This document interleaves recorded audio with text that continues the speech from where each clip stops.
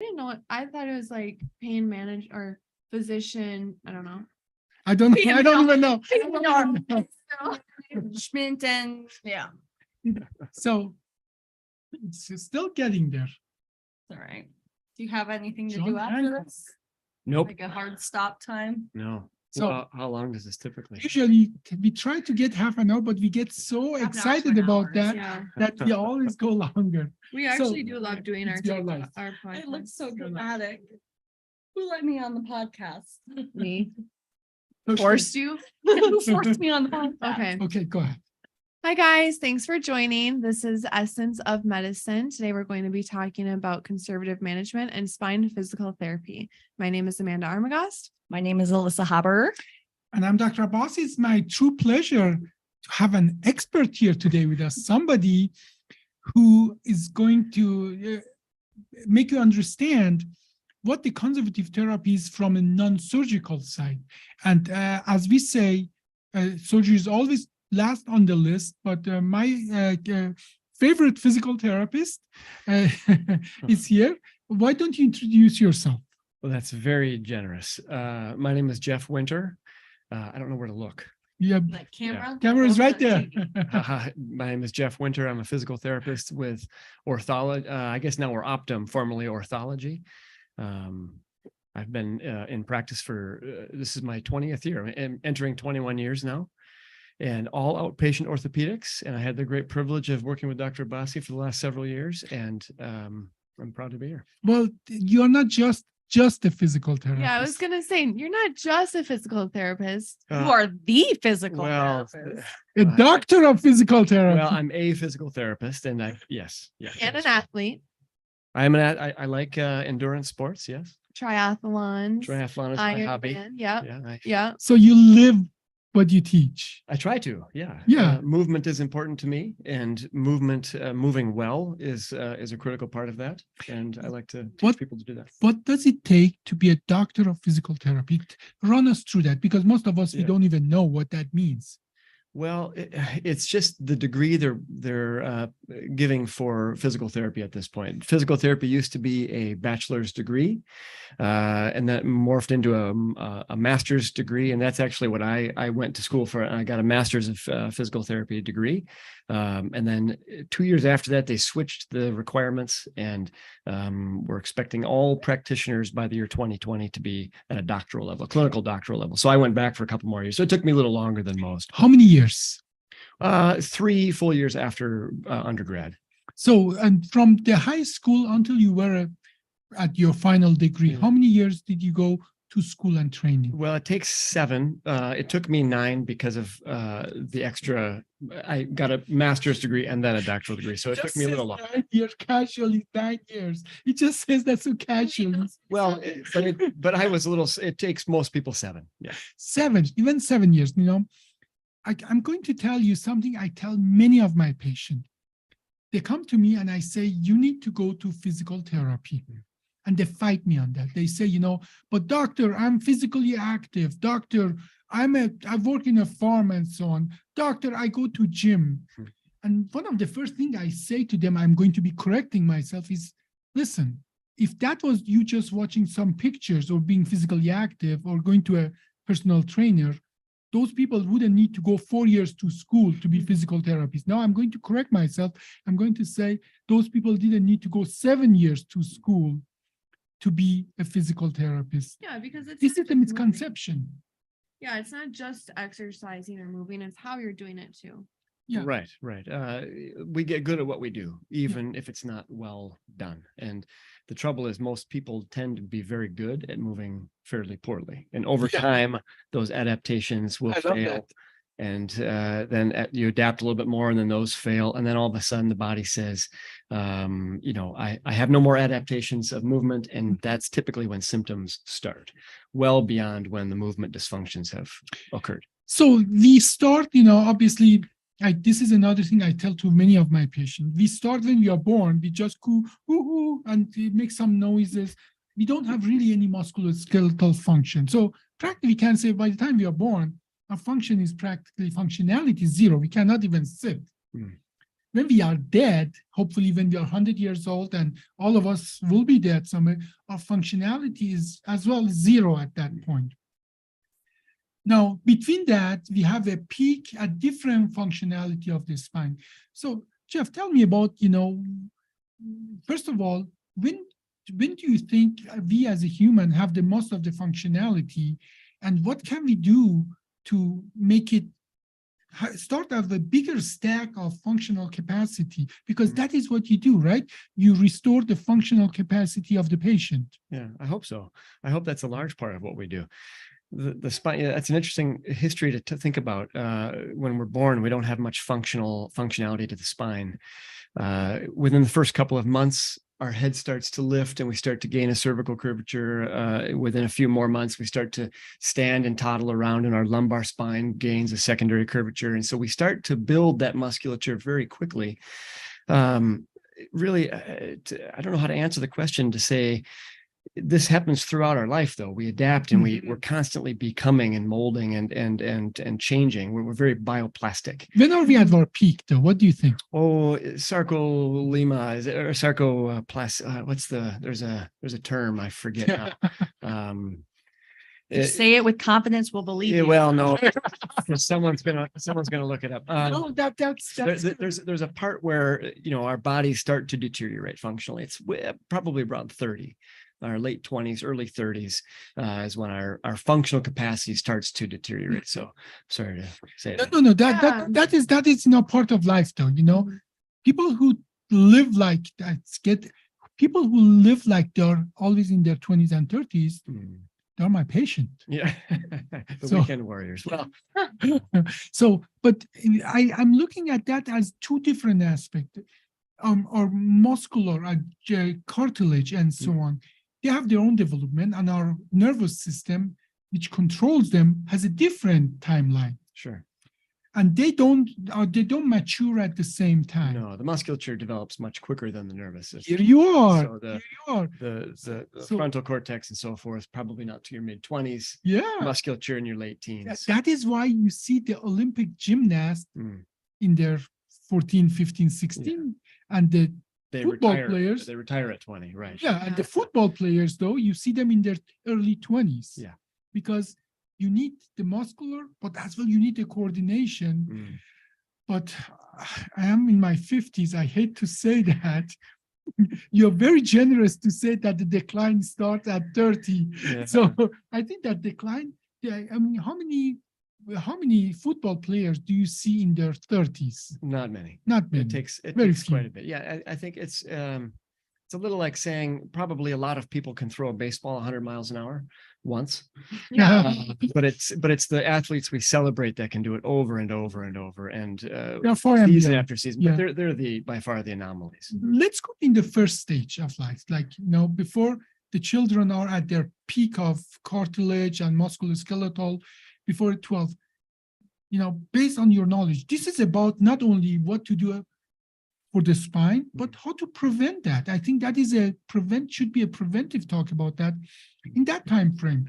What do you think? What should your children and my children do to build up that capacity to the highest level? Yeah, that's really tricky. Preventative medicine, I have found to be really difficult to sell. And I don't mean that to be a sales job, but it's hard to convince people that are feeling good to move differently. A lot of my practice in the past was working with soccer teams. We'd go to youth soccer teams, U12, U16, boys, girls soccer teams. And one of the things we liked to prevent was we thought we had a program developed to limit ACL injury or compromise. ACL, pretty excited for people who don't know that, just for people who don't know, ACL is it's a ligament, anterior cruciate ligament in your knee. okay. So I know this isn't spine related, but so no, that's good. We want to know all. The people who were really motivated to hear that talk were the coaches. They wanted to field the team. Parents were paying and driving their kids to the practices and games. But when we got there, the people who couldn't care less were the 12-year-old, boys and girls who felt fast. They were bulletproof. It's a hard also. I think, movement is a really important thing and activity is a really important thing. I think the biggest part is not at that age, overuse. And I think, this is not going to be very popular, but parents are one of the worst, are kind of the biggest opponent to that idea. Yeah. The fact that, I think it's Norway has a obviously different government system, but a government mandated youth sport initiative where they will not allow athletes to practice, play, compete for more hours per week than they are years in age. I love your mentioning that. And we have blown that here. We overuse and get injured very quickly. My brother plays football. He's a teenager. And in the summer, in the middle of August, he has 2 football practices a day. So just in that one day, it's like hours and hours 6 hours of football. And then if they're 2 or 3 sport athletes, they might go from Yes. football to something else. Mhm. And that's really challenging. That is extremely important, especially in the developing age, because that is where you put the fundamental of your health. And you start with bad cartilage because you were pushing against people that are twice your weight in a football. You're starting at the much lower capacity than you think. It's about the balance. Yes, maybe if you push them hard, they build up muscle, but then they destroy the cartilage. And the balance is, I think, more important than just being able to be just fast or just being able to curl more and so on. Somebody said once that children are not miniature adults. Yeah. Their structure is not the same. We cannot treat them the same. And as well, I noticed that in many of these sports, they built what is really specific to that sport. But whereas for children, you want to have a balance, the overall health, that you want them upper extremity being as strong as lower extremity and the core muscle to be strong. You want them to be fast, but did you know that the mouse is faster than the fastest human? What does that tell you? Our body is not built to be fast. It's endurance is important for us. Like walking, you tell me about the economy. What is the economy of our body? You know better than anybody else that what is the human body's best at compared to animal body? Oh boy, I don't know that I'm going to find the answer you're looking for. Yes, you do because you do it yourself. Endurance. Yeah, and we're good at finding capacities with low load, long duration, high frequency, that kind of That thing. is exactly what we are the best at. We can walk. There are studies out there. We can walk a deer to death.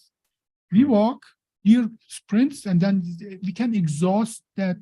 That was actually a way for us hunting a long time ago. A walk mile by mile. Humans are the best in walking than any animal in the whole planet. But try to run. That is where to overuse your body. You try to compete on things that are not natural to our body. That is why I think I admire you that you are doing this endurance kind of sport. And the things that truly, obviously, you are yourself a sporty person and you're pushing it. And your limitation, you are opening up new ways of, tell me a little about the sport that you do. What do you do and you do it for fun? Well, I do it for fun. I'm not very good at it, so don't celebrate this. That's the point. Yeah. Try to be really good at it. In the apostrophes is where you destroy your body. Well, and that's why I love the endurance sports, because I'm really only competing against myself. Yeah. And so triathlon is the sport that I love, which is swimming, biking, and running, and in one event. And there's varying lengths of distances that you can do that for. But I really love the idea of finding my edges, my capacity at a certain movement or duration, and seeing, a lot of it's a lot of it's mental, a lot of it's physical, a lot of it's emotional, and trying to find that balance. So the biopsychosocial is kind of how I like to treat patients, and I like to tap into that myself as well. Now, one of the things, now that we are talking about the children, how we can optimize their capacity. I mean, we are obviously these 2 young women are in their 20s. What is you mentioned about that limiting the hours. Do you have any other recommendation for parents that for them, the glory is not as important as the truly health of their children? What what, as an expert, what would your recommendation otherwise would you give to parent of the children up to 10, 10 to 20, 20 to 30? I think Yeah. you guys would be interested in that. I'm interested in this right now as I was like a 6-sport athlete and I have plans that my children will probably go down that road. Mhm. And it almost breaks my heart a little bit, even hearing you say, not having sports, before the age of 10. I was doing sports way before the age of 10, and I don't know what I would be or who I would be without them.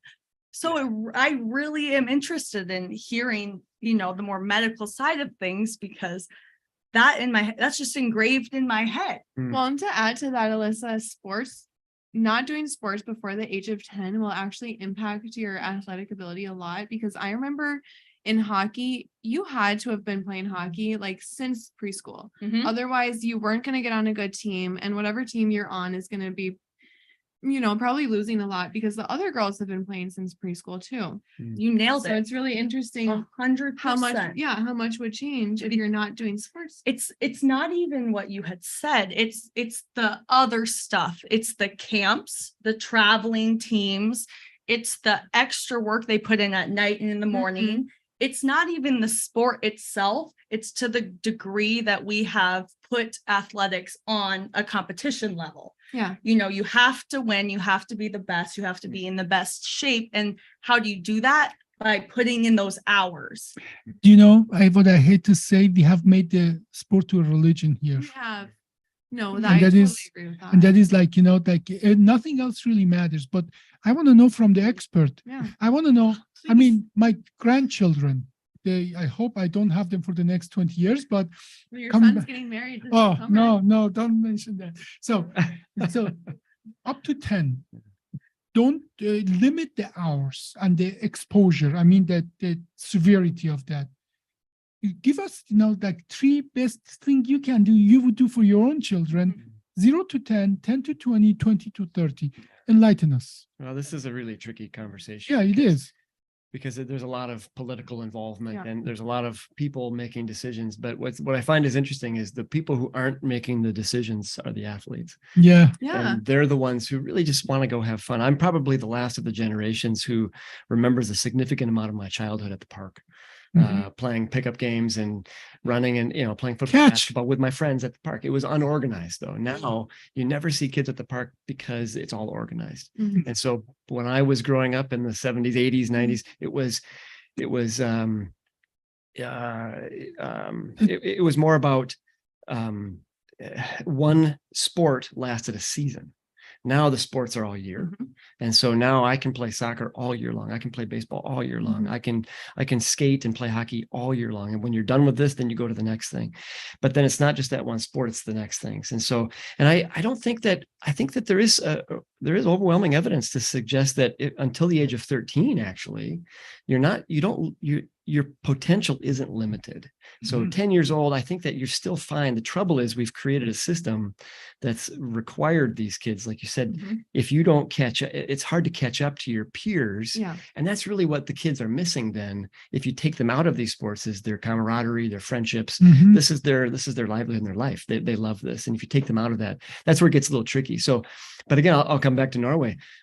They frequently win the most gold medals in the Winter Olympics. They're doing fine athletically. Yeah. So what are we missing? But there again, I don't want to get all political, but it's a huge money. The industry of youth sports is enormous in America. You cannot get into the health without getting political because lots of true. money involved, and Yeah. politics literally dictates where the Right. money is spent and earned and so on. But here, our job is, what is our goal in this podcast, Amanda? Education, public, things that have truly, we have made a pride of teaching people that they can involve in their daily living next day and benefit from that. So I'm not afraid of stepping on any toes as long as we Which is teach. great. No, I agree Which with is you. so. So back to the question, I think for the young athletes, Mhm. exposure to all sorts of activities, not just with rackets or with sticks or with skates or with balls, but with all sorts of things, running, jumping, landing, get the whole body to move, have them do multiple things and see what interests them, see where their skills lead, see where their natural tendencies are. From there, I would suggest multiple like cross training. Only do that sport for have the off season be the off season. A rest from that sport doesn't mean a break from all activity. It just might mean from that particular movement pattern. So maybe introducing, if you're a baseball player, play some tennis in the off season. Football players should go swimming. We should do some things that encourage the rest of our bodies to be active and healthy and stable so that we can have the energy, the capacity, and just a better bodily function when we get back to the sport that we actually love. We can have an A sport, but have a B, C, and D sport too. Now, you said something about your childhood that you were last kind of generation that went to park and just did. Maybe. We didn't have parks. We did it on the street. We went to play how do you say, hide and seek, then catch, and you tag, and then with soccer. And as soon as it wasn't fun anymore, we quit. Yeah. No, do you know what it says? I have seen that the poor child is sleeping and the mother or father, wake up, we have to go to this and that and so on. And the poor child is just getting dragged from one event to other. I think the children, it's like food as well. If you give them a natural kind of environment, they have a good understanding. And we know that from studies. If you get a bunch of kids in a natural environment, you give them natural food. I'm not talking about Doritos. We have a natural way over thousands of years have fine-tuned to get what we really need. Same, I think, with the activity. If you give them the baby foxes, they play. The baby wolves, they play. If you give them a natural environment, we have the natural tendency of picking and choosing activities that is put us in the right path. Now you put a ball between them, and then lots of helicopter mothers and fathers there. Then they're not going to learn how to throw the ball. And then they learn things that are at the level that it's really unnatural for our body at times. Like how many times in life do we have to tackle somebody who's twice our weight and so on? Amanda's tackled me a couple times, and I have it on video. Yeah, talk about it. Okay, let's go now in 20s. Okay, so we covered and I love what you said. I mean, if you don't remember anything, remember that the balanced activity. Yeah. Okay, that is, I think, that really the goal. In your 20s. So what do you recommend to these two young women? What should they do to stay healthy longer? The trouble in our 20s is that we sit down a lot more. We've gone through school, we get a job, we start paying off loans and so forth. We become adults. I've actually had that transition recently, and it's really a tough one. Yeah. And then, but for these six athlete, old athletes here that used to play six sports at a high level, they still feel like they've got it. They still feel like they can do it. So the challenge is not to jump into that activity or the first opportunity you get. I had a patient years ago who had some back pain, and he was in his 30s, a young guy. And I asked him if there's any provocative activities. What did the previous few days look like, or the previous couple of weeks? It's been coming on for a couple of weeks. Nothing changed. No, it just came out of the blue. So in the conversation, we were talking about, well, what do you love to do? And he goes, oh, my friend and I just found this great golf course. We golfed 36 holes like 2 weeks ago. And I said, wow, that's a lot of golf. I said, do you do that a lot? And he said, wow, I used to do that all the time.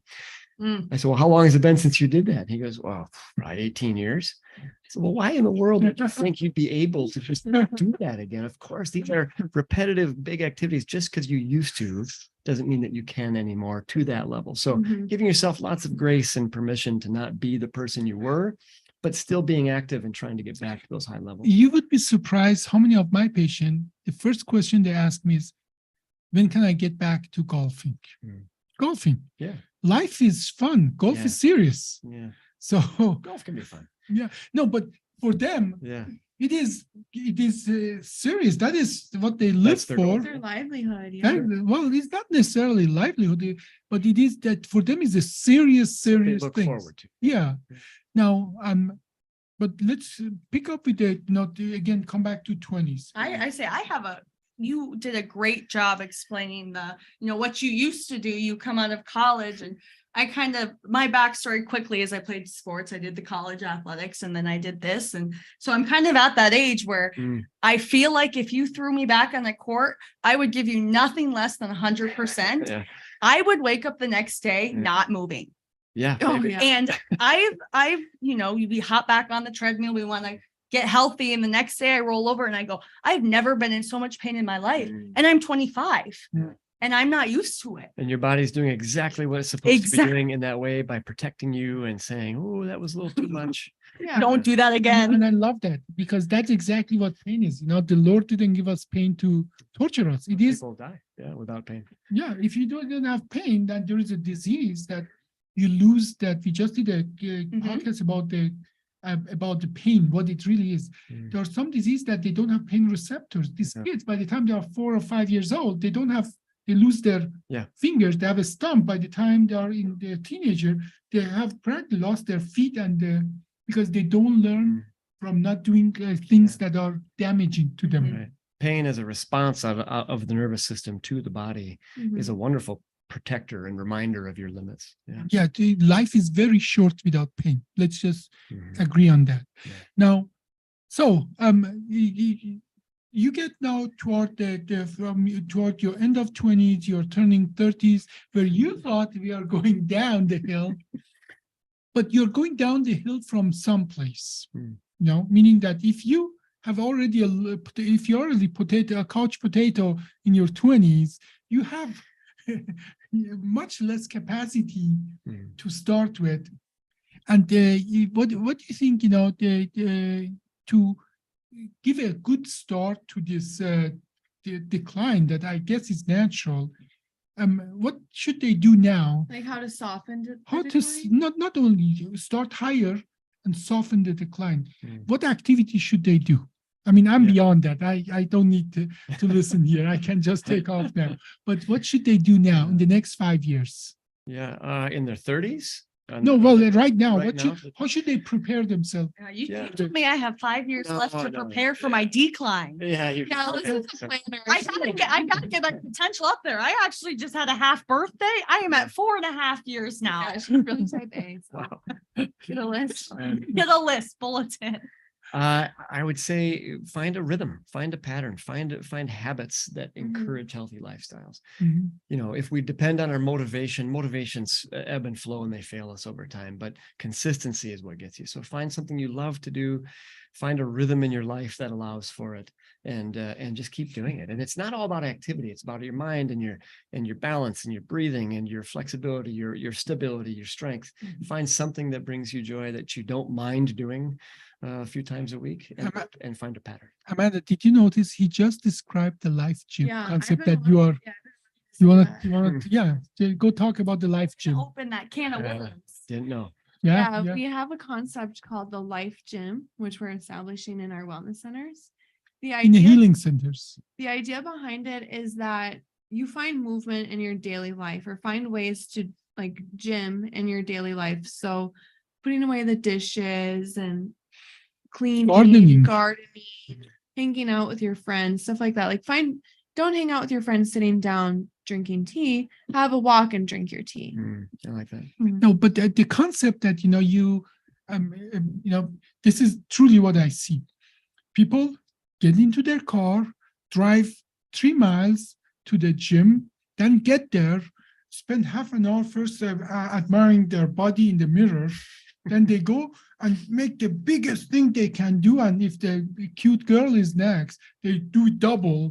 And then once they literally abuse their body to the extent, then they go they sit back in their car and drive the 2 miles back to their home, and then sit in the front of the computer and spend the rest of the night in the front of a computer. Whereas in our healing center, we want to change, as you said, consistency, habit, change your habits, make your life, make the exercises part of your natural life.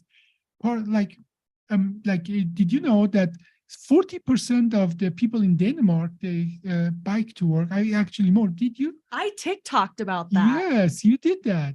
But in most of Europe, a significant amount of people, they Yeah. bike to work. Mhm.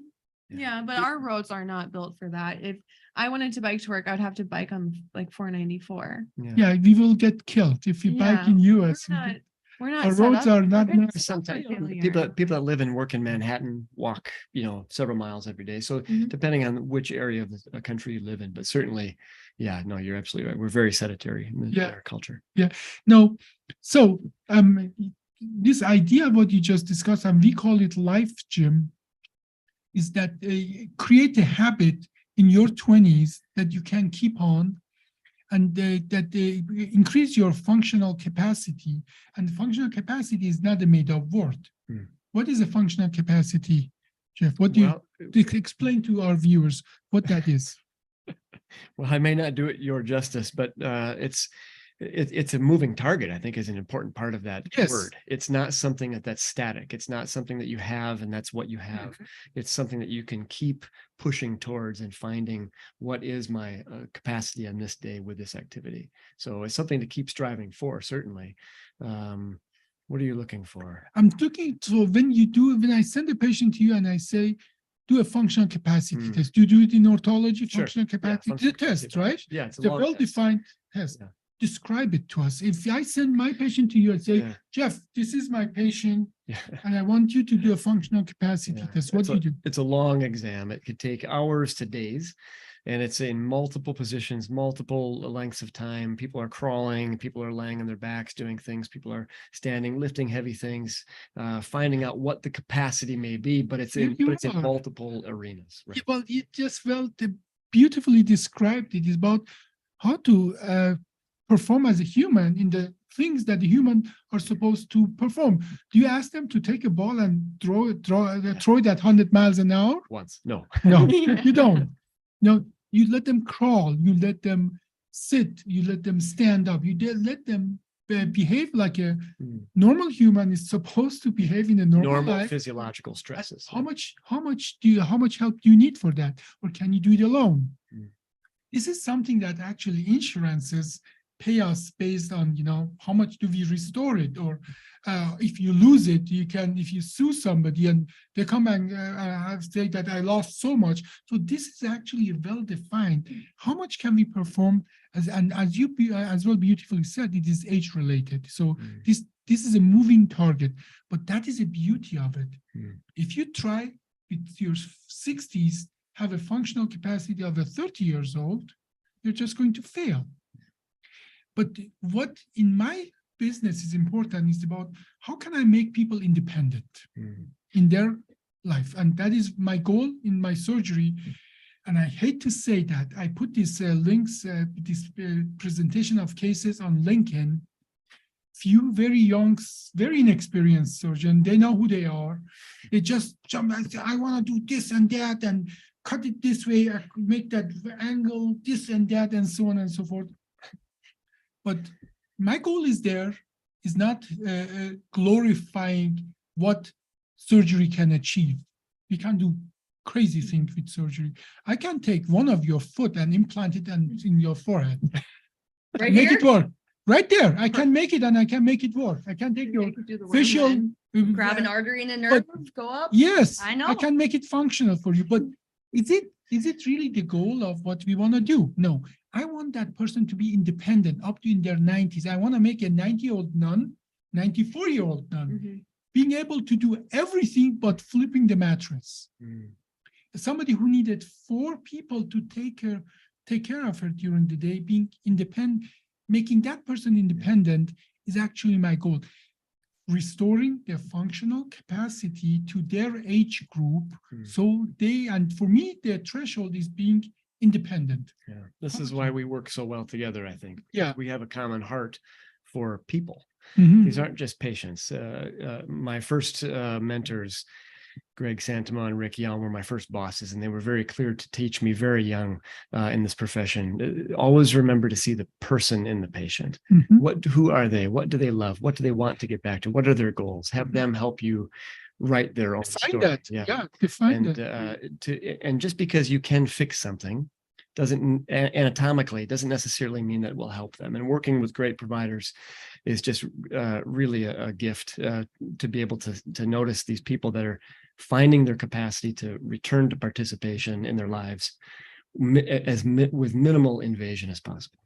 And I think that letting the patient being a big part of that, meaning defining what their goals are and helping them as well to fine tune that. Like, you know, this is an old story and I have told it maybe 1,000 times that 89-year-old person that I did a surgery a year ago coming to my clinic is being very angry with me that I didn't keep my promise and so on. And then we went through the individual steps. You know, we have a way of dealing with that. Well, the back pain went from 9 to 3.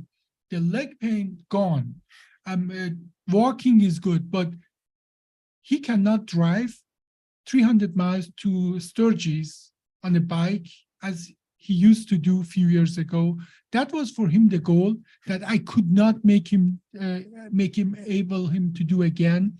And that for him was failure. You know, who failed there? I failed In education to communicate with the patient what are realistic goals that we can achieve. And obviously the entire medicine failed to clarify, giving that person 5 different other goals in life, 5 different other hobbies in life that he can enjoy as much as not only alone, having his 84-year-old bride sitting back of his bike to go 300 miles. They tried it for 15, 20 miles. I'm happy if I can just drive my car in that age, Yeah.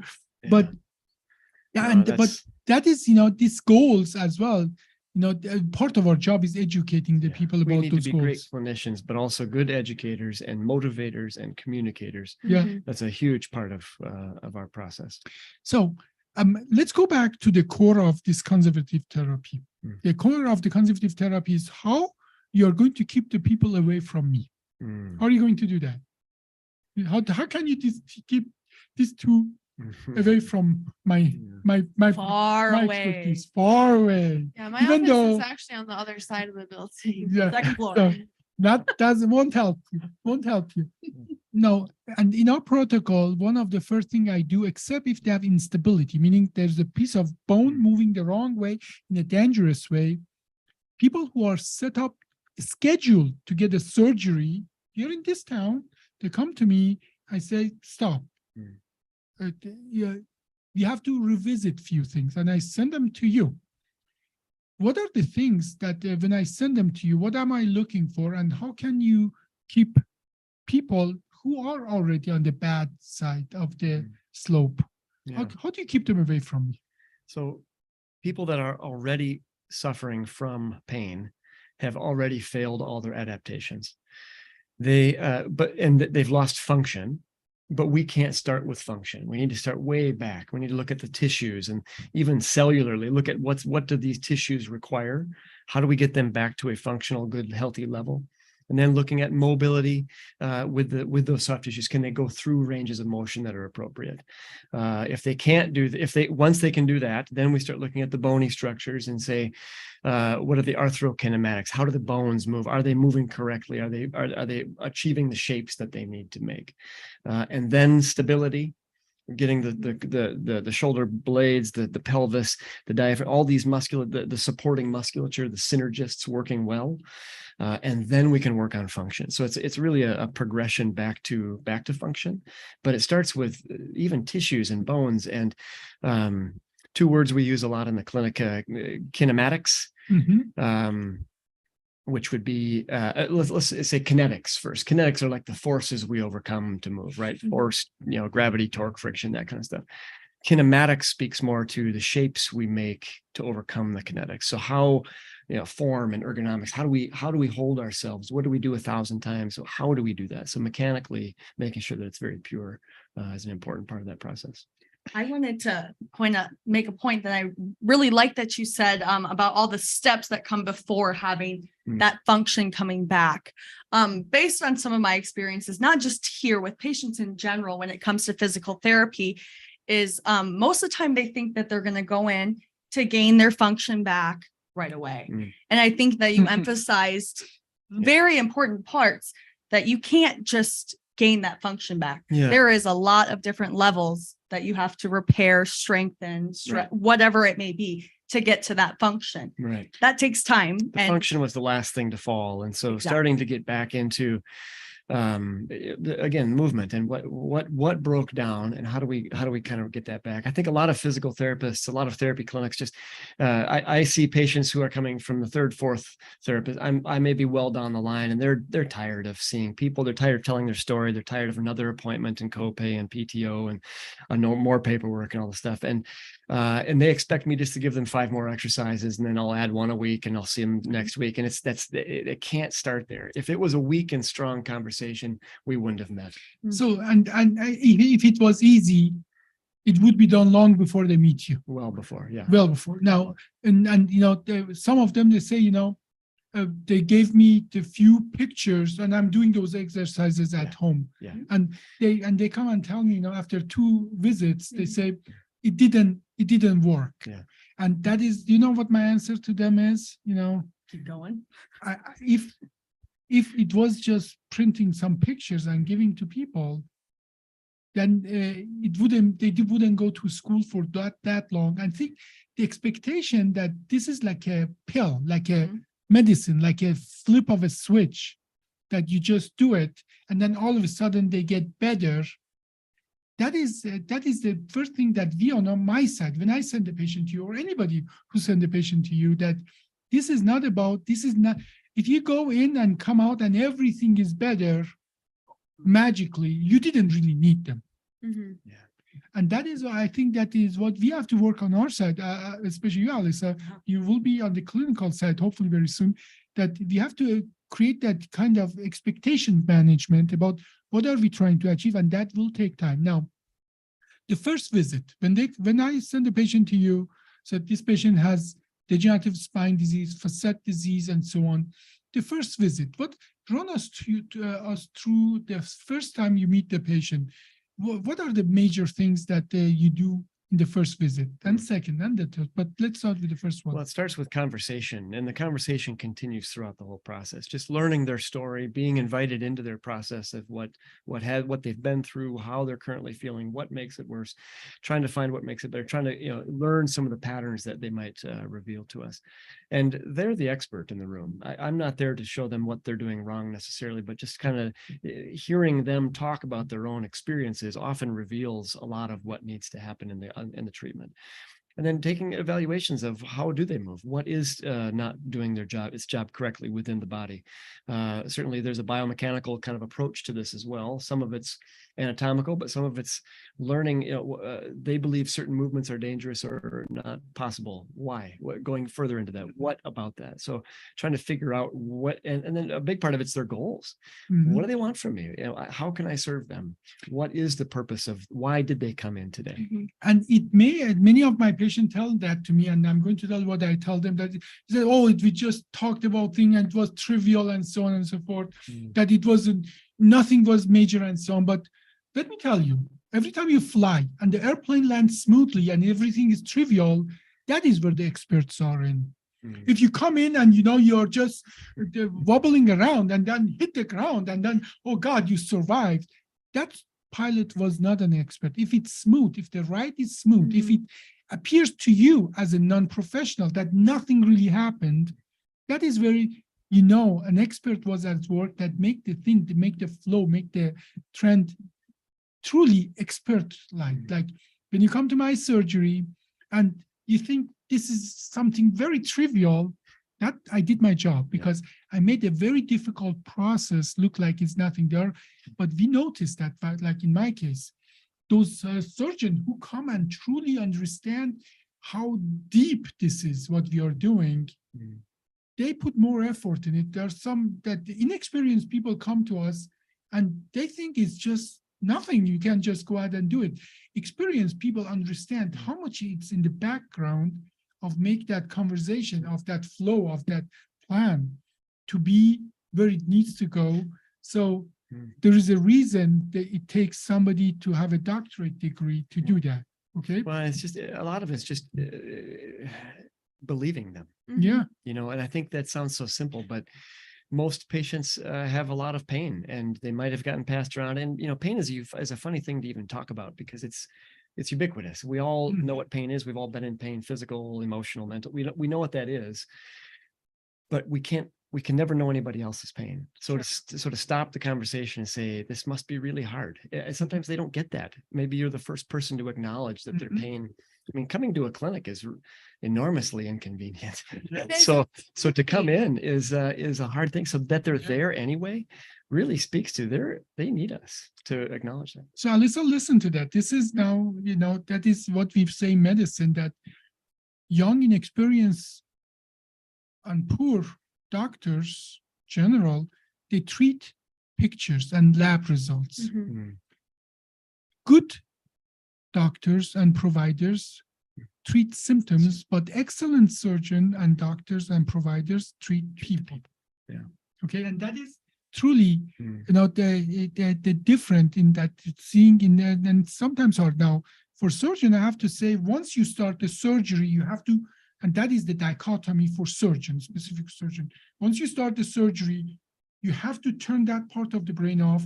Then it is just a mechanical thing you're going to fix. You have to put your humanity behind you. Otherwise, you cannot put a knife and cut into them and so on and so forth. But generally, once you have to do all of that before you get to that point, that you're treating a person, and no protocol can be made for that. Listening to them, listening their story, and knowing what they are looking for, what their goal is in life. Their goal might be to get to that Hawaii trip next summer. As long as it's reasonable, you have to enable them to achieve the goals they put in place, but don't be shy of, helping them to get that place. If that goal getting to Hawaii means they will never walk again because they're neglecting a spinal cord tumor, you have to be as well involved in them, making them understand what if those goals are realistic and what is the consequences of those goals they put in place. But I think making that truly, that is why I don't believe ever artificial intelligence will replace you and I. I was going to say that exact thing, that I don't believe that computers will ever take over this for that emotional connection. Because what we do is the humanity of what we do is what we do, and you can take those protocols and so on. You can't replace it. Computers do much better with that, but it's much more of an art form. Yeah, it is. I used to work with somebody who called patients customers, and it rubbed me the wrong way, but I couldn't figure out why. And I find the language I finally put to it was a customer is always right. Patients aren't. Yeah, that's a good one. A customer is a recipient of goods and services. A patient is a participant. Yeah, we need that patient to participate in their care. It's not a reception of our skill. It's a participation. So we talked about many things, and we are having maybe we don't want to go too long here, but I send the patient to you with a hope, truly genuine hope, that you and the patient come to a conclusion that he says, I'm good now. Yeah, me too. Doesn't matter how bad the picture looked like. Yeah. Okay. Right. So, and you develop this plan for them. You create a platform for them to get to the goal to strengthen their paraspinal muscle. Do you change their activity of daily living? You teach them how to do things in a better, more kinematic, efficient way for their spine. Yeah.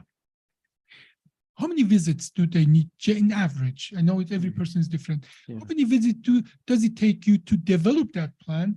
How many visits does it take you to implement that plan? And how many visits does it take to reevaluate and say it's working or it's not working? That's a really good question, and I don't like that question because I don't think there's a number, and I don't want to pretend like before I've met this patient or worked with them that I have any idea what they're going to need. but typically it takes, a visit or two. You had said you want them to kind of not know what we're doing. I tell patients, I want them to have high expectations. I have really high expectations. In the first visit or two, we should have a lot of information, lots of data collected to know, are we on the right track? Are we aiming at the right target? So 2-3 visits before We should you have get a lot to of know each information. other. Well, and we're starting to move. We're starting to see some changes. We might tweak a couple of things, but I'm expecting significant, meaningful change very quickly. Now, it's not going to fix it necessarily, but if we can see that we're hitting the right target, then we keep going. Maybe it's, I typically see patients once a week. I know a lot of places will see them 2 or 3 times a week. I don't know. That seems to be like they're trying to. So you prefer once a week? Yeah, once a week seems good because I'm giving them things to work on, things to be aware of. Yeah, but it's not so much exercise. I'm kind of an anti-exercise therapist. Not that I don't like exercises, but I think that we PTs make a lot of stuff up. We hold 30 seconds, repeat 5 times, do it 4 times a day. We just made that up. Yeah. I want them to be aware. I want them to be aware of how they're moving. How do they walk to the car? That matters to me, not as much, equally maybe as much as the things that we're aiming at specifically. So, and then from there, maybe, we start to evaluate and we set up a couple of visits and we see how things are moving. But ultimately, I tell people the hope is my job is to get rid of you, and maybe we'll become, once or twice a year friends. Where something goes wrong and you need to come back in for a little tune-up, we can work on some things as they come up because we want to get you active and healthy and participating. And healthy participants get hurt sometimes. Yeah. And that can be normal. Now, to be on the practical side, most of the time, the physical therapies are approved by insurances for 6 to 12 visits. I generally get them approved for 12 visits on the higher side because I realistically don't expect anything really change after just few visits. In your hand, what is the insurances usually approve the patient to come to you? How many times, in what time frame? Yeah, I don't usually run into that number being a barrier. I don't see 12 visits on a referral as, oh, we're going to see you 12 times. I see that as, hey, we've got some time to work with you. We'll see if this is helpful or not. We'll see. We'll have a very good understanding of what we can do very quickly. If we need more, that's typically not a barrier to get more. If we can justify, and the documentation is very good to justify the need, but that is why it's not about trying to get more visits. No, but it's about what do they need. Yeah. This is my conversation with my patient. Are you better now? Are you going the right? Not that you're free of symptoms. Are you better? If you think you are better in a good way, we should keep going that route. And you will see that the patients are truly, they understand that they're on your side. People who are convinced that there's only one way to fix them is cutting them open. Yeah. Once you send them there, they establish, they say, yeah, my daily activity is better. I say, if I think you're going the right direction, let's be patient. Let's go more in that route. Let's see what we can more achieve. But some patient, they come on back as well, tell me that, no, I'm not better. And then I get a letter from you. We have done what we can do. Yeah. Let's get in that direction. When is the right time on your side to see in a patient? Because many of them will be in that point. Nobody can fix everybody. But when is the right time, or how do you decide that, there is more needs to be done with that patient? Yeah. What are your criteria? Well, and that's kind of the art form of it, right? There's not a protocol or a criteria necessarily, but it's more of looking at their symptoms. What are the symptoms worsening? Is their participation decreasing? Is their recovery time increasing? Is the distribution of the pain getting farther? Those kinds of things. If those are the cases, then we can tell pretty quickly whether they're not responding well to conservative care. Sometimes it's very obvious, 2, 3, 4 visits, we have a lot of information. Sometimes it takes a little bit more because it's a subtle change that, they're not maybe changing very quickly, but that might be normal. Let's keep an eye on it. But if there's a drastic change, if there's something significant, certainly we get on the phone right away. And that is actually, Kate, probably talking about one of the patients, so we have to wrap it up a little faster here. But now, many patients, they want to have an expectation, they want to have a timeline, and I try to dampen that all the time. But I generally tell the patient, don't expect any changes in the first 3 or 4 visits. Within six visits, you should know, and I send it to people who are really working well with us, and they tell you if you need to come back to me. Yeah. So give them at least 6 visits. That is what I really, because as you said, many of these patients, they have been in pain for a long time. They want a quick fix. Yeah. But I tell them, after 12 visits, we definitely should sit down together Oh, yes. and make a decision together. Yeah. That decision not necessarily need to be final or, regarding one way or another, but that is a good time frame to make a decision together. What is next? Now, once I do the surgery, though, I let them know that we decide on the surgery. I tell them we are not done. I'm still going to send you back to learn all the things you need to know, and during the time of the surgery, like transitions, how to behave, what to do, what not to do.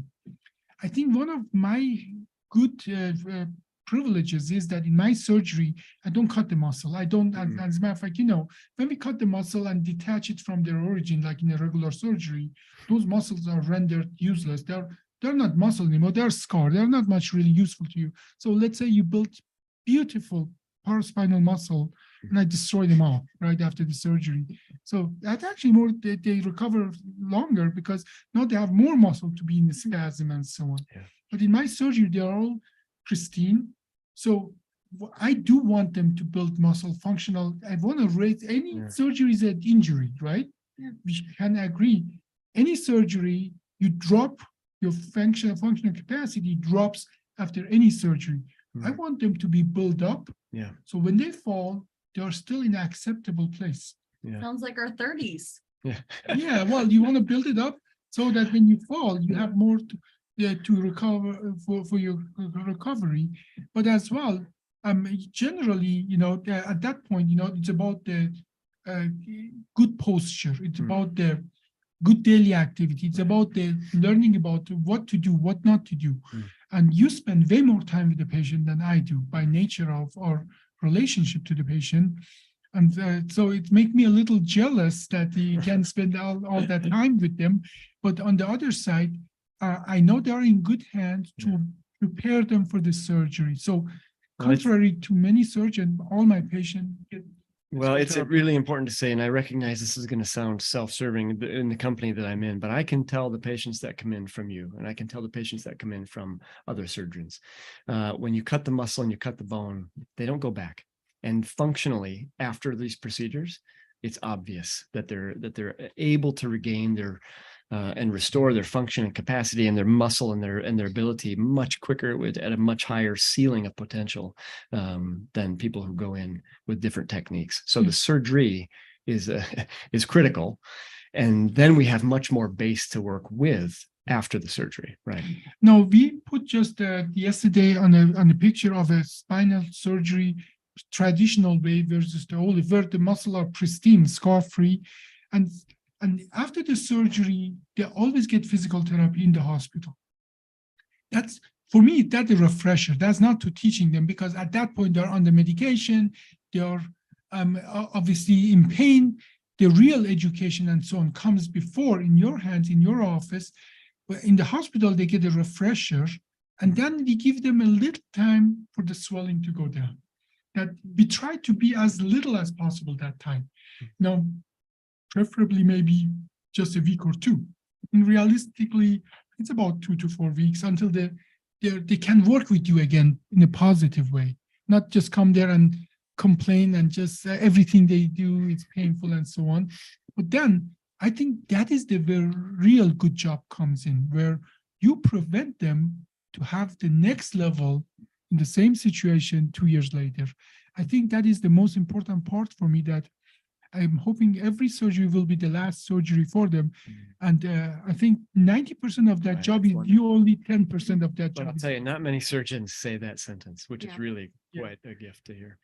So we are at almost at over with the time. I think I learned a lot today. Oh, I learned a lot for sure. And I think if we can sum it up is, if I was a legislator, I would mandate like children have to go to the pediatrician every few months. That's mandated in many places. I think everybody should go to a physical therapist at least once or twice a year. I would truly mandate that because that will save us so much time and money and effort in the long run that like parents say, are you sure you wanted to force that 11-year-old to do 30 or 20 hours of Right. something in a week or so? So I think that is, if I can take something from that, be balanced in your life and get on early. Physical therapies are not like surgeon. You should see me as little as possible, but you should see him as often as you can get your hand on him. Well, And I think another thing that's important to mention is just maintaining activity as you age and trying to be cautious or trying to find other ways to be more active. I have two grandmas. I'm really lucky. One of my grandmas is much more, they're about the same age. One of them is much more active than the other. My grandma, who's 1 year older, she uses a walker. She cannot make her own bed. She can undo her bed, but there's a lot of things she can't do. And her whole life, she's been getting dropped off by her husband at the door and just very little walking, a very nice, lax life. Where my other grandma, she's hardcore. She's Hungarian. She's 1 year younger, but she is so active. My whole life, I remember them waking up together at 5 a.m. to take walks. And my grandpa uses a cane now, and my grandma like forces my grandpa to take walks to the mailbox with his cane because she tells him, if you can't walk to the mailbox, you cannot walk anymore. mm, So I think it's important to keep your high five, grandma. Wow. This is life. Yeah. Gym. This is yeah, life that's gym. Life Gym. Yeah, That's life gym. we used to get mad at her growing up because she would park in the furthest parking spot she could find because she said it's good for her health. This is what I tell my patient Yeah. who wanted one of those badges to park next to the Walmart and say, you know what? The If handicap. it's up to me, instead of handicap badge, I would give you a badge that you have to park on the farthest place in Walmart because that small frequent walks is what you need. I love Yeah, that. yeah. It's impressive to see the difference between Life the gym. two grandmas. Yeah. So, Alyssa, what is your last words? My mind is still trying to wrap around the concept that there may be some more benefits than starting athletics Yeah. at age 10. But I said the number one thing I learned was the fact that our body age peaks at kind of 30. Well, You- it's not a hard and fast number, but Well- it's a I'd like to think that Okay. Mine is 14 actually. 14? But so Stick with 30. I'll stick with 30 and I'll be okay with the average. But yeah, I think I got some work to do. Yeah. Sarcopenia. That might have been the word. Yeah, that makes There you sense. go. Sarcopenia. That definitely makes so sense. Jeff, your last famous words Oh, this podcast. Well, what a privilege to be here. I'm just so glad to be working with this wonderful team, and thank you for your trust and for allowing me to meet your patients. And it really means a great deal to me to even be a small part of their stories. So Well, thank you. I have been privileged to work with you. As you see, we have a professional crush on each other. I admire what he does, and I hope to some degree vice versa. I think you have a Very much professional so. crush on Robert Mason too. I saw you posted on LinkedIn, a scholar and a gentleman. And Like that- three With the heart. Okay, there are few of us out there. There are few of us out there that they see patient as not another, Yes. revenue stream, or Yeah. there are Or few of us number. out there that they see this as not as a profession, not as a job. Mhm, And I agreed. think Yeah. those people need to. They deserve the hearts. They Send deserve them A little extra love. send hearts. Well, Thanks, guys, for You watching. deserve a heart, Jeff. Heart, Steve. Thank you. Yeah, I'm still giving love. You always. So Thanks, everyone. For Essence, this is Dr. Abbasi. Amanda Armagas. Alyssa Haber. And Jeff Winter.